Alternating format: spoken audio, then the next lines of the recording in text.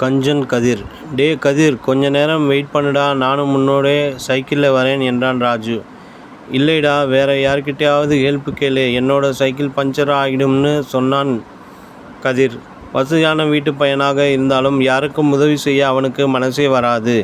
கஞ்சத்தனமாகவே இருப்பான். அவன் அப்பா யாருக்காவது உதவி செய்தால் கோபப்படுவான். ஒரு நாள் ராஜு படிப்பதற்கு கதிரிடம் இங்கிலீஷ் கைடை கேட்டான். என்னால் தர முடியாது, நீ அதை கிழித்துவிடுவாய் என்று மறுத்துவிட்டான் கதிர். பென்சில் எழுதி கரைந்து போனால் கூட கீழே போட மாட்டான். அப்படி ஒரு கஞ்சன். எல்லாரும் கஞ்சன் கதிர் என்றுதான் பெயர் வைத்திருந்தார்கள். ஆனாலும் அவன் மாறவே இல்லை. வருடங்கள் கடந்தது. அவன் வளர்ந்து பெரியவனானான். ஆனால் அவனுடைய கஞ்சத்தனம் மாறவே இல்லை. உதவி செய்ய மனமே இல்லை. பணத்தை அதிகமாக சேமித்து வைத்து அந்த பணத்தை பார்த்து பார்த்து சந்தோஷப்பட்டு கொள்வான். வீட்டில் ஒரு நாள் தூங்கி கொண்டிருக்கும் போது திருடன் திருடுவதை பார்த்து எழுந்தான். ஆனால் அங்கு யாருமே இல்லை.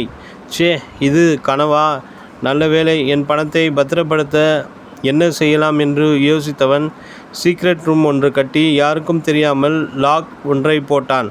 பணம் ஒரு மனிதனை நிம்மதியாக தூங்க விட மாட்டேங்குதுன்னு பார்த்தீங்களா குட்டீஸ்? இந்த டோரை திறந்து உள்ளே போனால் 10 நிமிடத்துக்குள் வெளியே வர வேண்டும். ஒரு நாள் சீக்ரெட் ரூம் உள்ளே போய் பணத்தின் மீது படுத்து சந்தோஷத்தில் மிதந்தான். அப்படியே தூங்கிவிட்டான். கத்தினான், கதறினான், யாருக்கும் கேட்கவில்லை. பிறகு என்ன? அவனும் வெளியே வர முடியாமல், யாரும் அவனுக்கு உதவி செய்ய முடியாமல் போனது. அந்தோ பரிதாபம்! அந்த பணத்தோடு செத்து போனான். அன்பு செல்வங்களே, பணம் அவசியம்தான். ஆனால் அதுவே வாழ்க்கை என்று பணத்தின் மீது மட்டும் ஆசை வைக்கக்கூடாது. அந்த ஆசை உங்களையே அழித்துவிடும். சிறுவயதிலிருந்தே பிறருக்கு உதவி செய்து பண ஆசை இல்லாதவர்களாய் வாழ்ந்து காட்டணும். ஓகே தானே குட்டீஸ்? பண ஆசை எல்லா தீமைக்கும் வேறாய் இருக்கிறது. 1 தீமோத்தேயு 6:10.